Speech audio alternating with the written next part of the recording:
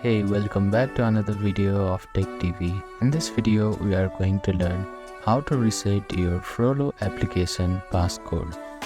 To reset your passcode, you need to remember your account password. First of all, open up your application. Now you can see the reset passcode button here. Click on it, then click on reset button.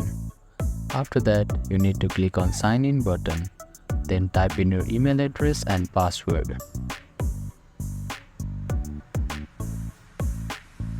Now click on sign in button.